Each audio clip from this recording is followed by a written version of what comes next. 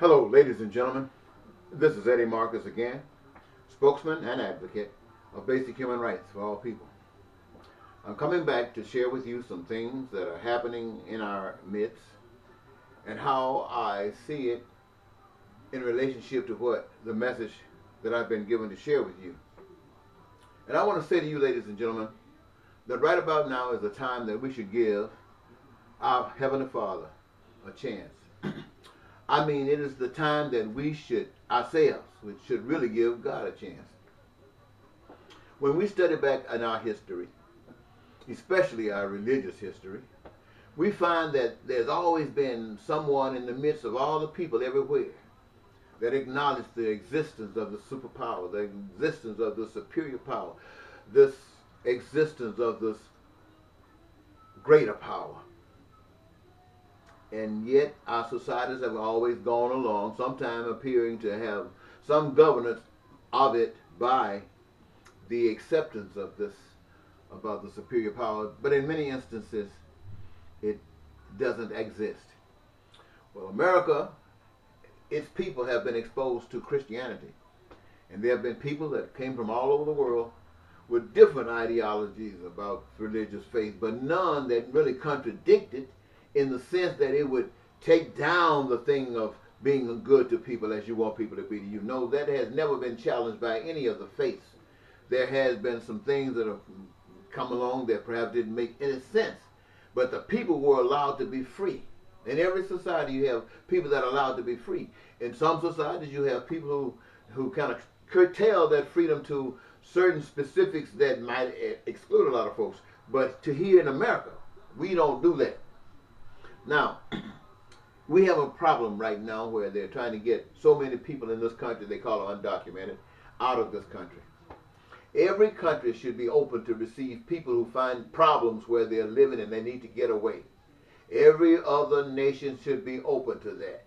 And if you start saying, well, we cannot afford it, then you're living in a system that is not from God. Because all people can exist under God's systems at all times. So that's what I want you to know, number one. And what I want to say to you, ladies and gentlemen, is that yes, we have been, you don't want to accept it, but I'll tell you, we really have been brainwashed. Brainwashed of that natural ability to discern truth and abstracts. We've been robbed of that, and we've been, what's the term? Mind controlled. I can't think of the term I really wanted to use. Our minds have been controlled to respond in situations like this, absent the truth of life. And so we make all kinds of decisions, and every decision we make may be a little different than the one that we're coming from, but it is no better. It is no better because it might help somebody here, but it takes away from over there. And this just doesn't refer to you. It refers to all of you. And the only one that works is the man who made the plan. Ford made a Ford. You want to know how to fix it? You turned to Ford. That means you either took it to Ford, or you learned what Ford knew when he gave you the instrument, and you do it like Ford wanted done. Anything else is not going to work. So who made the human race? Who made it to live in peace and prosperity and joy? Made a plan for it to operate in order to live in peace, prosperity, and joy. And anybody else trying to alter that and come up with some other scheme just ain't going to work.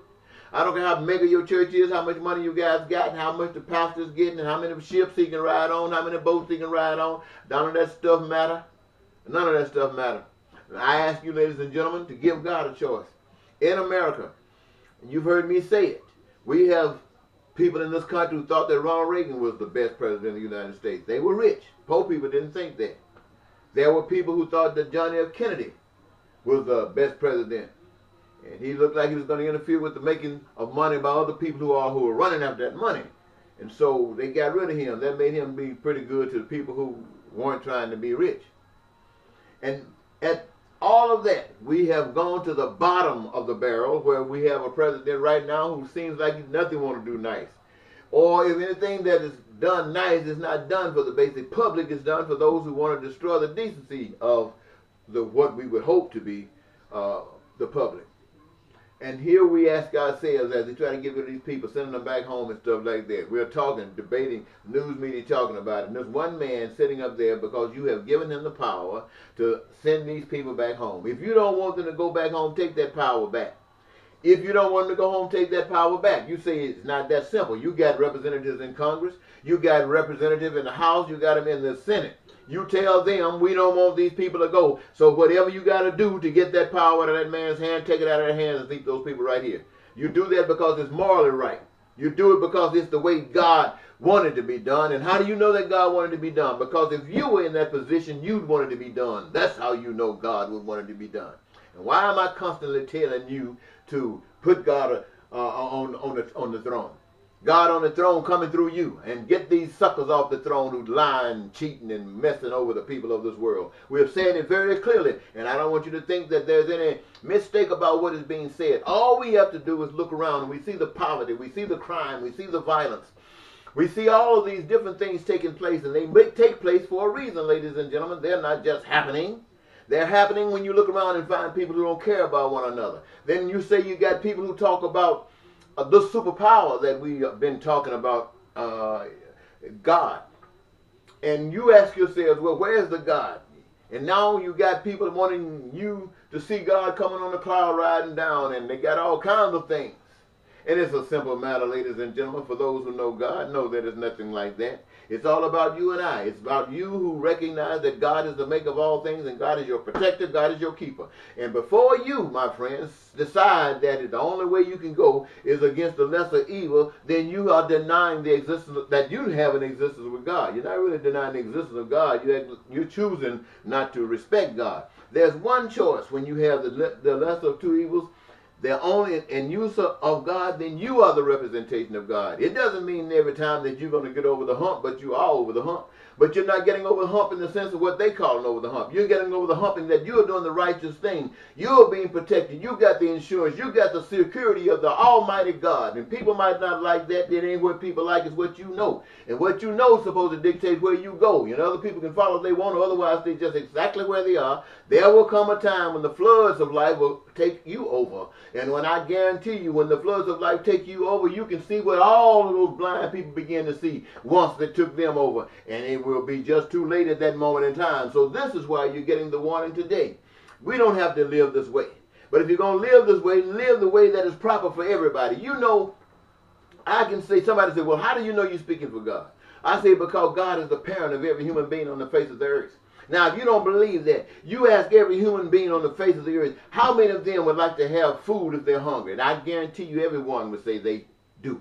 You ask them how they would like to have shelter, to have a place to live and call home and have it like they want, and I guarantee you that every last one of them would want that. You ask them what they like about education that would help them be better at whatever it is that they've been given to do or have chosen to do, and I guarantee you every last one of them would like that, and they wouldn't want to build. Ask them who amongst them, if they're sick, would turn away health care, or if they would love to have health care. I guarantee you not a single one would turn their back on health care. And if you told them that the only way that these things can be provided for every human being on this planet is for everybody to take part in the creative process thereof. And so by doing, if you make this choice, you're going to get the career of your own choosing. No one knows what you love doing like you do. But now you can choose to do what you want to do, the career that gives you the greatest pleasure. And that's all you got to do, ladies and gentlemen. That's all you got to do, is to do that. And from that, my friends, my sisters and brothers, you receive all of those things that are essentially necessary for your survival. Not only for your survival, but all those other things that's happening that gives you what you call enjoyment in life. The ability to travel, the ability to see this and to do that, and all the things that you can fill in the blank on. All of that is happening. This is what God has for you. And if you know that God has this for you, then why take your hand and put it in this thing that God is trying to tell you is evil? Now, people say, put your hand in it. benefit from it because you are not a man if you don't do that. Well, you might not be a man, but you're being led by the Spirit of God, and God got your hand. If the world tried to kick you out, God still got your hand. If you know that, then act like that. Well, if you know that, I don't have to say act like that. It's going to happen anyway. So what I'm saying to you, ladies and gentlemen, and sisters and brothers all over the land who might get a chance to hear this voice, and if I'm not talking too fast, I present God to you. Now, you might not like me. I don't care if you don't like me. I'm still God's child. And I tell you, out of everything that I've experienced in life, when everything that you experience in life turns its back on you, God will still be there. Yes, I'm telling you, God will still be there. But don't worry about everybody turning its back on you. Turn your face to God and accept God's way. And turn around and start treating people like you want to be treated. That don't mean everything gonna seem to be so good, because we're still living in an old crazy world. But you begin to take the necessary action to expose the bull and exhibit the truth by standing up to that which denies the truth that in the past. But now you are alive. You're the one who's supposed to make the difference. You're not supposed to go along with the world and say, that's the way it is. Yes, it is the way it is, but by being born again, you're the instrument that's saved no longer. But one person can't do it alone. Two people can do a lot better. But it takes all of those of you who are saying to stop playing and be for real. And I guarantee you the whole world will be blessed by God through you. Now, stop being scared of Donald Trump. And stop being scared of the bad weather. Start living for the Master. Till next time, this is Eddie Marcus saying bye-bye.